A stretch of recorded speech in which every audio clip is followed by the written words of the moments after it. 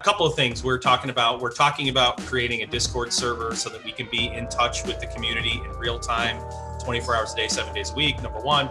Number two, we've been working on the mentorship program. So the pandemic really screwed everything up with the mentorship program because we still have to shoot most of the content. So we have the response has been overwhelming. It's been crazy, the number of people who want to join the mentorship program.